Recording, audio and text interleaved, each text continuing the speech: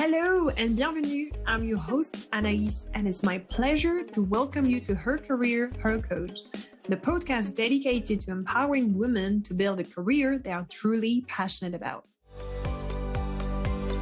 Good morning, good afternoon, good evening, wherever you are on the globe, whatever time it is for you right now, get comfortable, open your ears wide, and be ready to meet the lovely Jaz.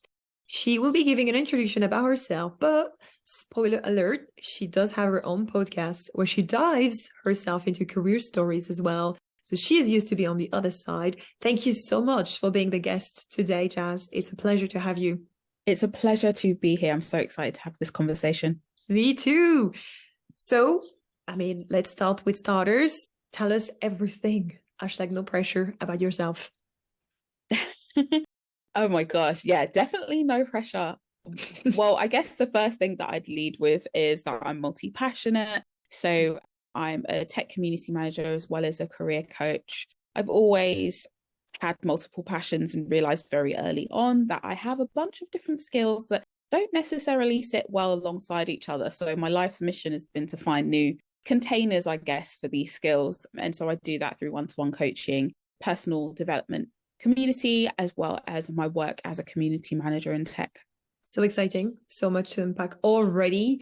I do have these questions on both sides. I do have some people, literally yesterday I had this conversation actually with someone who said, I just don't think I have a passion, I just think I'm someone who is very bland in the sense that I just like my family and I just, I'm pretty chilled. And I also have on the other side, people who are like, I just don't know where to choose. I've got so many things I'm interested in. And so hearing you talking about the fact that you're multi-passionate, I definitely want to hear more about that. And, how did you navigate that journey? Was it quite obvious for you that you just had multiple things that you were just passionate about that you knew would not sit together, but you will find a way to make it work?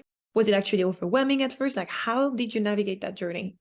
I think I had a little bit of a cheat code in the sense that my parents were multi-passionate and they were that before we quite had the language, right? Most of us have read Emma Gannon's work on being multi-hyphenate and things like that. But because I grew up in my house seeing my dad be a carpenter and a DJ and my mum be a creative as well as an administrator, I kind of thought that that's what most people did until I started to actually get into the world of work and realize that actually, no, most folks just have one job and there's one thing they do. They maybe have like a hobby outside of that or something that's important to them, right? Whether it's something in their community, something around their family, something around their local sort of environment or kind of whatever it is. But for me, it came quite natural because I'd seen it exemplified. I'd seen what it looks like to work weekends.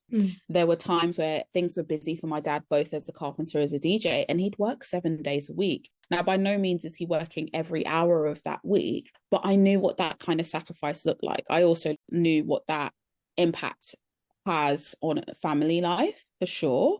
So there was a lot of things that when I realized that this life has chosen me, that I wanted to be upfront about. And I definitely haven't been perfect in managing both or blending both. But I think the minute that I decided to kind of walk down this path of being multi-passionate, there were just a list of things that I was willing to sacrifice and things that I wasn't, if that makes sense. And there were things that came along to support that mission and things that didn't quite fit that aren't necessarily part of my life right now. Like if I was to be specific, my husband is also multi-passionate. That is something that I probably owe a huge amount of my success to because I can't imagine having a partner who doesn't understand what it feels like to be on holiday together and just get an amazing idea for my business and allow that to just be that, right? And not get mad and not get angry and not think that I'm any less connected to our quality time, but to understand what it means to be passionate about something else that doesn't necessarily have boundaries or a bound. And then on the flip side, right, there are roles that I have interviewed for or I've had in the past that haven't quite worked, right? Even as we speak, I'm going through the job hunting process and there's certain roles you sound absolutely amazing, but if you want me in the office 5 days a week, it's a no for me. And I know some people can listen to that and think, why is that? Like, are you being cheeky on your work hours and doing client stuff? No, I'm very clean and clear cut with, if I work 9 till 6, my lunch times, I believe, should be mine. I tend to put them in my calendar so everyone knows Jaz is having lunch 12 till 1. So then if you go and book a call with me 12 to 1, you know that that's my lunch break. And in the same breath, if I finish work at 6 and I'm working from home, I could take a client at 6:30. If I am working out of office, then the earliest I can probably take a client to be safe is about 7:30, right? So it's those little trade-offs of time that mean actually certain things won't fit and certain things will fit. I've got a criteria for my lifestyle because of the two sides of my career. I'm so glad that you've shared a little bit more detail and also the practicalities around, how does that work for you? The one question that comes to mind from what you shared, like you said, you do have the two sides to your career, is what makes you want to wake up every morning? Oh, I would say it's people. It's always people. Like I have a squiggly career. If you were to look me up on LinkedIn, you'd see that I've hospitality, property, real estate, tech experience, and even coming into tech, various different roles. And the thing that unites them all is people. It's about me helping others in some way, shape, or form. And yes, sometimes there's technology involved, i.e., my day job as a community manager. And sometimes it's really just about me applying the skill of coaching to help people to find their own solutions. But more than anything, I wake up thinking, who can I impact today? Who can I connect with today? And make a difference, make a mark. I think that's the biggest thing that I wake up with, which can sound really grand, but sometimes it's who am I going for brunch with, right? How many laughs can we have? So it's not always this lofty, very serious thing, but I am such a people person through and through that actually being connected to others, connecting with others and helping them. And, that's kind of the thing that I think about first thing in the morning. Love that. Obviously, was not expecting anything in particular, was just being curious, but I love what you said. And the fact that you are a people person, it means that you can have that impact into people's life in those two sides of your career, right? I'm assuming that the way you've answered this is that you were thinking about both sides of your career as a community manager, but also as a career coach. Yeah. And is this working for you, knowing that you can have an impact on people's life on different ways and angles? Yeah, I definitely think so. And I think that's what keeps me doing both. That keeps me doing things. I think when we sit down and think about it, blank slate, blank canvas, I could do anything in the world with my skills of being a connector or a people person, right? There are so many roles that kind of characteristic lends itself to. And I think choosing the two ways that I have chosen works for me so well because it keeps it quite multifaceted. I think, full disclosure, I basically think I have ADHD. Diagnosis is coming in a couple of weeks.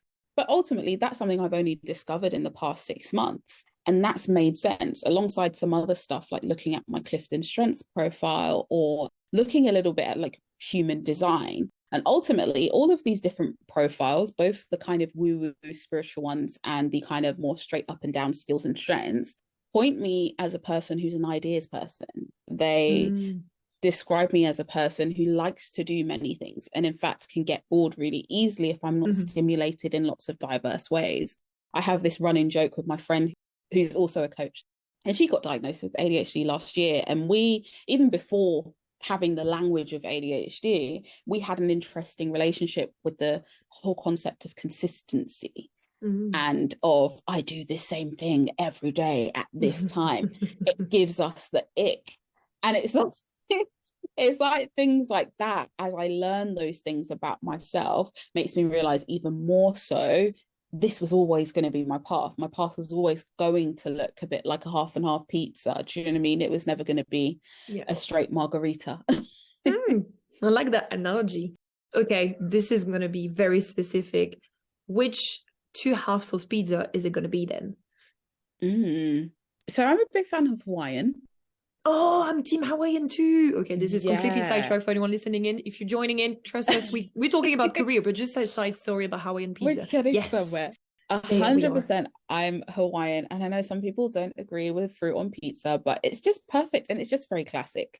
I'd say the other half of it is probably going to be some variety of like meaty barbecue base situation. And I get it. I was so anti barbecue base when it first came out because I was like, that's not an authentic pizza. That's not real pizza. But there's just something about it. It's like having like if you have a barbecue and the next day you put the leftovers in a sandwich. That's what it feels like for me. It feels very wholesome and it feels very summery. Love So it. yeah, those are the two halves. Cool. I mean, I'll see where this is taking us, but so far I might just tag along a pizza emoji along with this podcast conversation. All I right. love it. Why not? I love it. I mean, actually, just hearing you now, I wanted to also dive a little bit more into that because I know, for example, personally speaking, I've always considered myself a hustler in the sense that when I was passing my A levels, I was working at McDonald's. I just don't know how to do one thing. Like it's just my brain, and I think this is something I'm keen to unpack with you. My brain just doesn't work when I've got a monotask. Even if, we're talking about, like, for example, me running my business. I love the fact that I've got the coaching with my clients. I've got the content creation, like the conversation we're having right now. I've got multiple things. And for me, this is what works, because if I just have one thing to do or within one constrained environment, I'm just not as productive. Don't ask me why, but this is just how I function. It seems to me, hearing you just now, that this is also how you function best. Yeah. Oh my gosh, 100%. Yeah. 100%. Monotasking is difficult for me, so much so that like I now have help Okay. doing it. I'm a big fan of body doubling or co-working, and not even necessarily in person, but online, holding myself accountable to say, okay, in the next 60 minutes, this is what I'm going to focus on. And there's been so many times where it takes me 30 minutes to realize I've got way too many tabs open for this one task that I say that I'm focusing on. So technology is definitely my friend when it comes to that. But I like for things to be dynamic. I like for things to be textured. If I'm doing a boring task, guaranteed the playlist is going to be so anti-boring, because that's how I'm getting right. I'm typing to the rhythm of Afro beats or hip hop tunes. Like that's kind of always been the way. And I know people go like, how can you do work to that music? And I'm just like, because my brain needs something. Yeah, we can't just be like almost kind of like existing in black and white. I need to inject some color into the task at hand if I truly do need to just do one thing, or even if it does need to be focused. Even from my teenage days, I'd study to like classical music, which yes is very relaxing, but it also has so much texture to it. And like, it's got the crescendos and the more peaceful parts and stuff like that, but it just doesn't have lyrics. So yes, I am reading what's on my, English lit textbook or whatever it is, but always needing to kind of cheat at monotasks by layering them. Very interesting. Anyone listening in who feels like, I mean, you might have been diagnosed, or you might be thinking you might have ADHD, or you don't have, you're not sure what you have, but you definitely feel like you're resonating when it comes to not necessarily doing monotask, and potentially feeling that you might be in a role or stuck in a career that just doesn't allow you to have that variety or that multitasking side of you. Here's Jaz's story. I definitely resonate as well on a personal level. There are other ways to navigate your career and be happy. And on that note, I think it's time for us to unpack yours a little bit more in depth, if that's okay, Jaz. So want to dive into the achievements side of things. The floor is yours. Your top 3. What would you say? Oh, I would probably say the one that feels a little bit closer to home. I think it's launching and keeping my business going. It's been just over 5 years now. And I think for me to take an opportunity, or I guess to find an opportunity inside something that was probably quite distressful, it definitely was, being made redundant, navigating my own mental health challenges with anxiety and depression. I would be lying if I said there wasn't a split second where I was like, okay, if you have ADHD, like, are you sure the business is going to be good for you? Is it going to lead to burnout? What are those sort of things? And, and that was very much a split second, because for me, my business was born out of my mental health struggles. And in many ways, it's a testament to I can still go for the things that I want and create the world that I want to see. I don't have to shortchange myself just because I think others might put that judgment on me or kind of whatever it may be. And I think throughout the economic circumstances, as well as just the energy that it takes, right? I'm in my early 30s. Most of my peers have kids. Most of my peers are just doing other stuff in their spare time, whereas I choose to kind of hop on a Zoom call and coach a client or create a course or learn a new skill so that I can grow my business. And I think it's acknowledging that has always been a choice, and a choice that I've been happy to make. So I would count that as one of my career achievements to kind of have created what I have with Just Jazz & Co. Even within that achievement, there are so many like mini achievements, if you'd like, that have built up to this whole piece, right? It's like a jigsaw puzzle, so many pieces that you've managed to put together to be where you are today. Yeah. Oh my gosh, 100%. And I think that brings me on to my next one. I think having created the career that I've created, my career shouldn't make sense on paper, in the sense that the squiggles, the pivots, the promotions, I've had roles created for me. I've gotten roles through referrals to the point where they wanted to make an offer to me and they had to email me for my number, because through a whole 3 to 4 step interview process, they haven't actually got my CV. Oh, wow. And maybe that's more of a testament of what we're doing in terms of recruiting in 2023. But I was like, I showed up as me after obviously being introduced as a referral, and whatever it is that they said spoke volumes. So I think that's something that I'm really, really proud of, that I've been able to make kind of bold decisions and twists and turns in my career that have always come good. And along the journey, my work has always spoken for itself, in a sense that folks want to open doors for me. Folks want to make introductions for me. They want to create opportunities for me to thrive and grow. And I think that's something that I really pride myself on, because I could have stopped. We could have been having this conversation, and we probably wouldn't be having this conversation, because I would be, middle management in a hotel chain somewhere, probably relatively miserable, not having had taken the adventure that I had if I chose not to, right? It was about taking the bold first step and then going, oh, that wasn't too bad, I survived. And then when the time came to make the next step, going, well, I've done this before. Yeah, it's still scary, but I seem to land on my feet okay. So I definitely say that's the next achievement, is to kind of build that squiggly career that, as I said at the beginning, it's always been about people, but that has continued to just open doors. I think that's why I'm one of those people, if you ask me where I'm going to be in 5 years, it's kind of like I don't know. And it's not because I'm not an intentional person, but it's because my journey has been one of the door opening and me going, never thought of that. What could that look like? Oh, okay, let's step through it. And it's kind of created that way, alongside obviously the strategy that happens on the back end. I'm very type A and plannerish anyway. Love it. Here's to door openings. Any final achievements? Oh, I think the final achievement was beginning of the pandemic.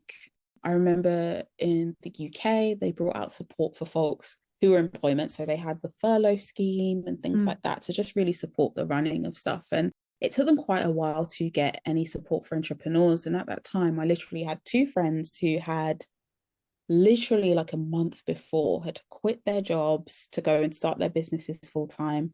My dad, full-time entrepreneur, has been most of my life.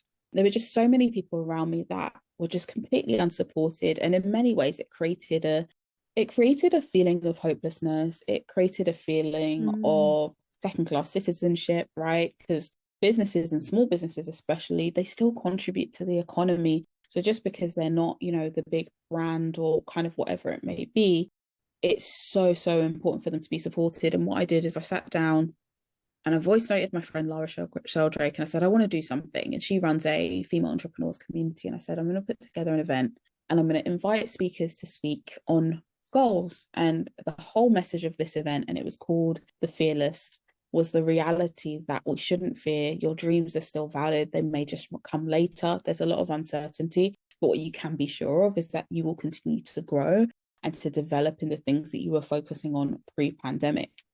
So I sent her a voice note with the heart for that, sent a few other friends it, and they were like, it sounds good, let me know what you need.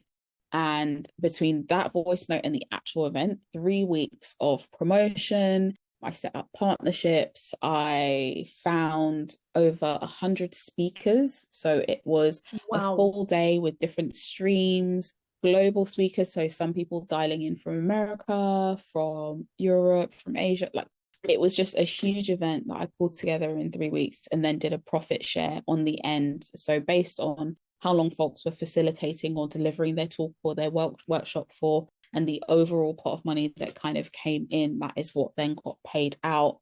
I think my only thing with it, and I wouldn't call it a regret, but there was so much money that got paid to Zoom licenses and the tech, because it just wasn't, there were just problems that popped up, right? The platform that I chose, I thought was an all-in-one, and it wasn't cheap.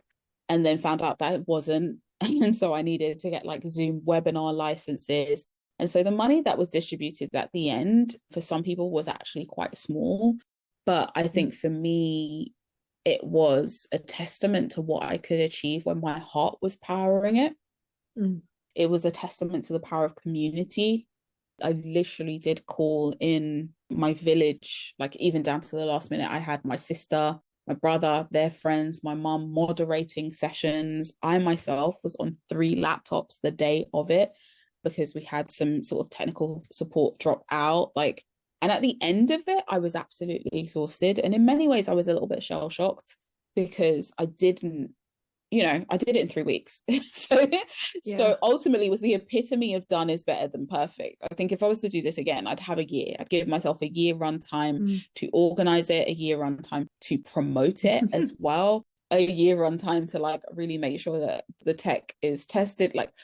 So many lessons came out of it, but more than anything, it was my sort of marker in the world whereby there are hundreds of people who now know my name because of that event. Either they went there or that was the first time they ever spoke. That was the beginning of them launching their business.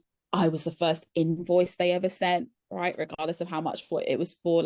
I was so honored to be part of people's journeys just because I just put my heart out there and said, look, this is what I want people to know.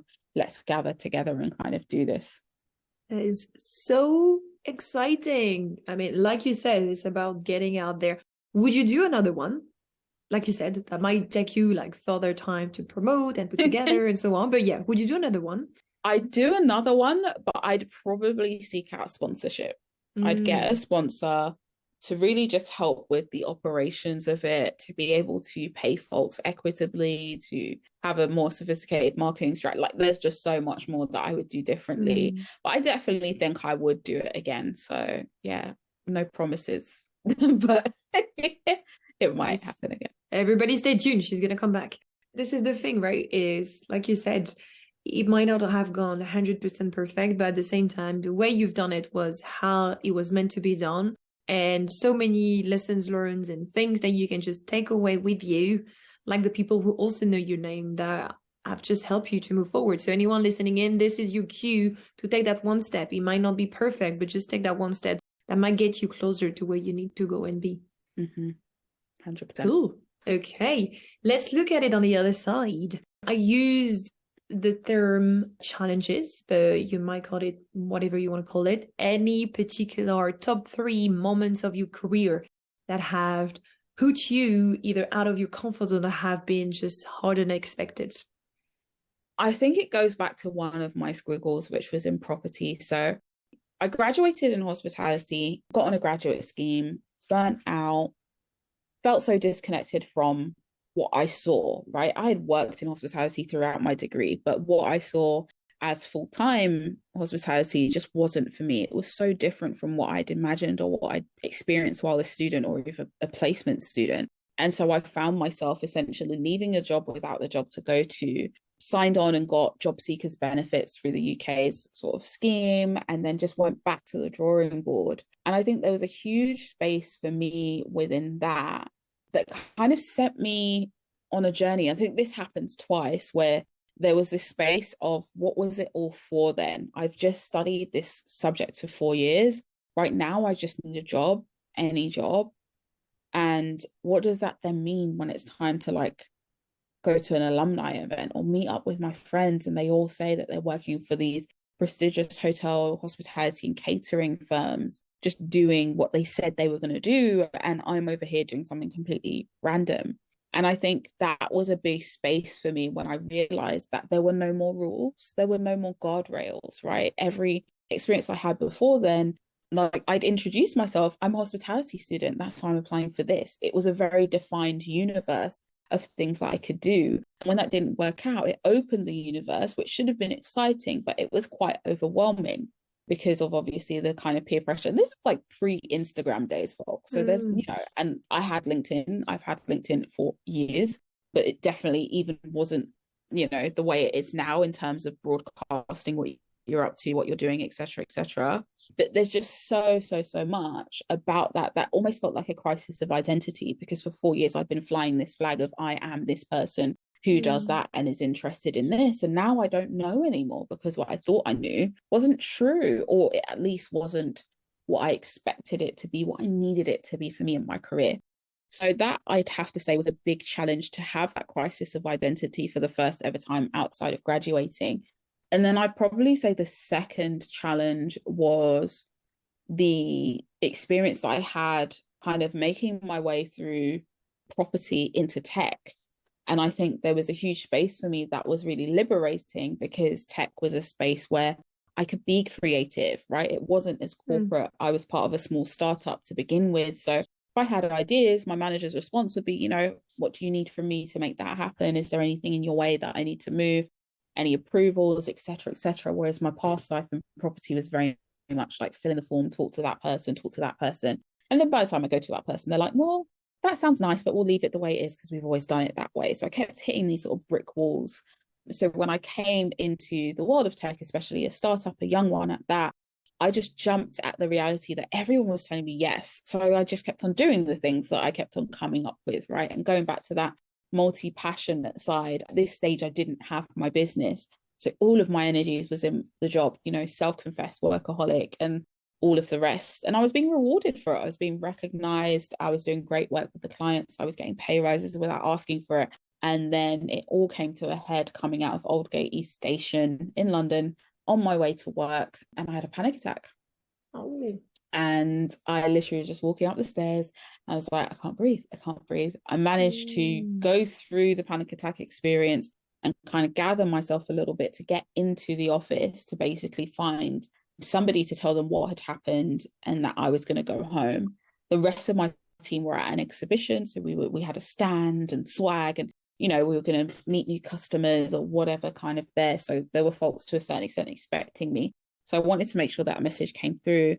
And I remember even in that meeting, straight to the head of people, and she was just like, I'm a bit concerned that you keep talking me through the stuff that you need to do. And what you've just explained, it's a lot. Like, you need to rest, you need to plug out, and you keep telling me the client that you need to get back to, and I'm just going to do this, I'm just going to do that. How long will it take you to do those things? And I was just like, maybe like 2 hours. And she was like, how long will it take for you to get home? I said, about an hour. She was like, can we agree that if you are still online at 2 o'clock, that I will unplug your system? Like, I don't want to see you online past 2. And I said, yeah, agreed. Because I was still in this space of, there's work to be done. There's so much to be done. If I don't do it, who will? I can't drop the ball. Da, da, da. And I had subconsciously absorbed all of these beliefs, which had fueled my quote unquote hard work up until that point, which meant I had no boundaries. The office was 24/7. All you needed was a code and your card to get in. So what did I do? I started work at 7 a.m. And then if you stay past 7 p.m., you get to order Deliveroo. So why not? Let me just have dinner at work. And then, oh, lo and behold, it's 9 o'clock and people are slowly saying bye. And I'm just thinking, okay, maybe I'll say bye. And then I take my laptop home, even though I know I'm planning to go back in at 7. So I get up in the morning, and as I'm getting ready, I think, oh, let me just check my emails, right? Emails are already on my phone. Like, all these different things that in and of themselves feel harmless. But if you combine them all together, you're doing that quite consistently for months. Head first into burnout, head first into my body saying enough is enough. And that was a huge challenge for me, because it shifted what I felt about myself. I've always been very comfortable in my ambition. I've always felt confident in the work that I do, and that I am an ideas person. I want to contribute and I want to be seen as hardworking. But in that moment, I realized that all of those things that I'd hailed as wonderful had actually led to my detriment. I'd also had anxiety for years prior to then. So in terms of my triggers, even though it had been a while since I'd had a panic attack, I knew enough about myself to know the road that I was going down. But again, as is the case with many of us experiencing burnout, we still can't see it, right? Because it looks slightly different. It's like, oh, it's a different environment, and it's a different, you know, and it's like, I love what I do, right? That's a big thing. I love what I do. So it's hard for anybody to hold you accountable or go, hey, it's Friday, please just close the laptop. And I have to say that was a big challenge. It brought another sort of crisis of identity. It made me question whether my ambition was helpful or harmful to me in the long term. It made me question whether it was worth it. It made me question whether the world of tech and startups were for me. It made me question a lot of stuff, because all of a sudden I felt like whatever has happened, I have let it happen in some way. So I need to get back control. but also is my environment supporting those bad habits that I'd sort of picked up and vice versa. And, I had a candid conversation when I returned. I told folks what happened. They thought I just had a tummy bug because I told the head of people, like, just tell them I'm unwell. And I was like, nope, had a panic attack. And then a lot of them started feeding back, I'm on medication for depression. I have panic attacks all the time. And I was like, wow, we're all just falling apart in our own little ways. And these are all like the typical high achievers, the one that are getting awards, we're getting promotions, we're killing it, we're absolutely smashing it, but falling apart on the inside. And the organization, I became a mental health champion, did mental health first aid, and then they brought in coaches and I went into the coaching space. And that kind of started my journey towards deciding to train to be a coach, learning how to hold space for folks really struggling in that way, connecting with high achievers who I would say are the people that I love working with, because I am still very high achieving. It took a while for me to rebuild that self-trust that I could still make empowered decisions around my career that wouldn't lead me to having a panic attack or wouldn't lead me to overworking myself, neglecting all other areas of my life. And yeah, it was a slow and steady process, but it was surely a challenging moment, to kind of go through. I'm so glad that you're sharing it. I mean, I was incredibly silent, obviously, listening to you. You got me back into traveling in time of my own sort of experience with burnout. Is it a decade ago now? Yeah, almost a decade ago. And we could do an entire season of podcast when it comes to these things. But essentially, my takeaway from that is, I mean, first of all, thank you so much for sharing, because this is one of those that is not easy. But I love what you said when it comes to you, for example, coming back to work and then people thinking, you might have a stomach bug, but you being brave and saying, no, guys, I had a panic attack. And actually this opened an entire conversation with the rest of your teammates. So I love that. Again, for anyone listening in, don't take it on your own shoulder to have to navigate on your own way. Those are the kind of things that we have to talk about, because the more we talk about, the more aware we are, the more we can support each other, and the more we can prevent such things to happen. The fact that you just said, obviously, it was a challenging time. I'm just curious to know, how did you navigate that? Did you take it a day at a time? How did you overcome that period, if I can put it this way? Yeah. So I got myself into coaching. That's how I found coaching. I didn't know what it was before. And I certainly didn't think it was for people like me and my problems, right? I thought it was like an executives, directors, CEOs have coaches. Ooh. And that allowed me to rebuild my self-trust, because that's the magic of coaching. And, you'll know this as well, is that it's a space to actually ask yourself, what do you want? What do you think? How do you feel about the decisions that you're making or how you're creating your life? Which can feel like we're having those conversations already, but we're really not. They're quite rare, right? Even when you talk to a friend about a situation, there's a space of maybe offering advice, or even just not knowing what to say. Whereas if you take the exact same conversation into a coaching space, you'll get curiosity, you'll get challenge, but you'll also get something that's a little bit more, I don't want to use the word productive, I'm going to use the word intentional, in terms of helping you to rebuild a belief or to identify a pattern or to brainstorm a new solution or an experiment or a step that you can take. It has a little bit more of an intentional direction, as opposed to, we're just meeting for lunch and I'm just glad to sit here and listen to you kind of vent about what's going on. So that was a big thing for me. And I think also taking time, so really examining my workload, examining what I deemed important and creating those boundaries. Also having a candid conversation with my then boyfriend, now husband, to kind of say, look, I don't want to freak you out by doing this again. So, here's, I did some journaling, I did some coaching, here's what I'm learning about myself. If you see me doing A, B, or C, please tap me on the shoulder and go, hey, right? Or even down to, I gave him specific questions, because I can be a little bit of a sensitive, snappy madam when I feel like it. So I was just like, if you say it this way, I won't bite your head off, and I'll know that you're basically using our special code word for, hey, what are you doing? Is this the best choice for you? I love you, with love. Yeah. So that was a big thing as well. And then, starting to train to be a coach, starting to do mental health first aid, and understanding some of the ways that we can be wired, wire ourselves, uncover wiring that can kind of make ourselves more prone, and it just helps me kind of forgive myself, I think, because for the longest time, I blamed myself. I led myself into burnout. When really, you know, in my work around burnout, especially recently, I've interviewed over 15 people on their experiences. And yes, it's not a huge amount of people in the grand scheme of the world. However, the symmetry, the patterns, the way that burnout shows up has some very telltale signs. And the biggest part of it is that it is also environmental.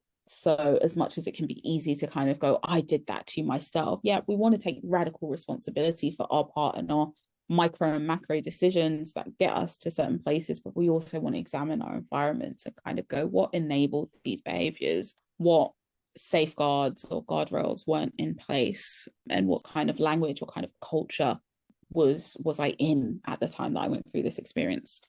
Absolutely. And obviously so much more room to grow and things that needs to be done. I think this is nicely leading to one of the final part of the podcast, which is all about asking you for any recommendations from your personal experience, even from those interviews that you've conducted, which I think is quite exciting. Again, that could be an entire episode of like unpacking this.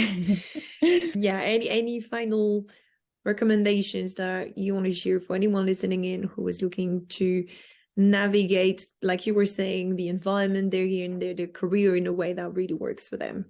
Oh, 100%. And I think I'd echo actually the point that I was just making. I work with high achievers to help them embrace their ambition without burnout and without boredom.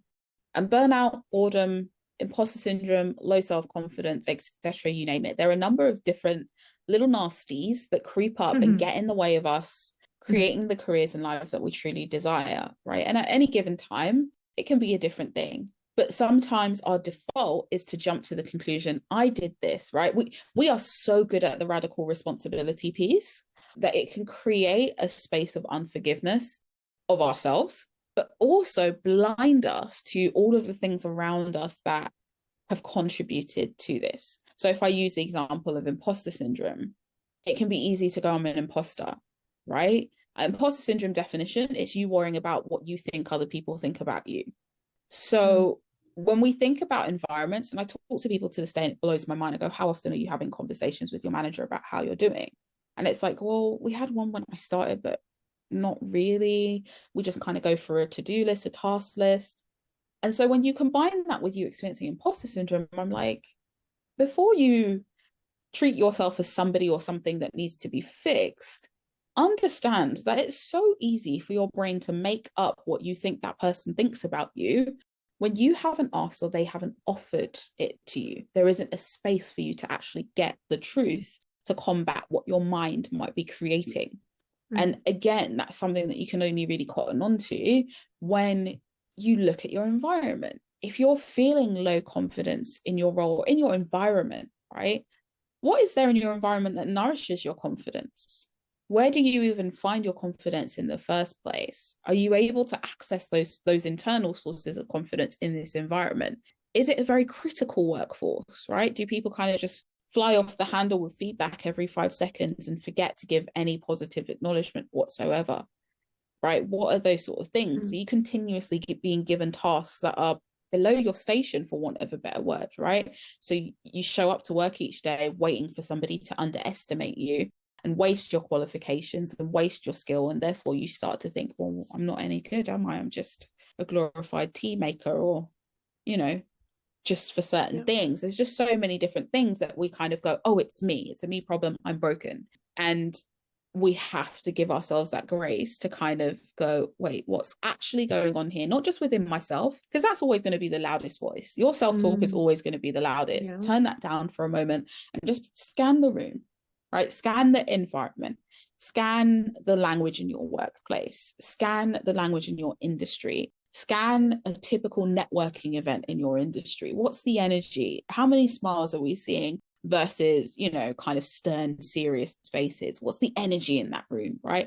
And what does that then do to you, where you can start to put 1 and 2 and 3 together to kind of go, I felt out of place in this room because nobody ever smiles.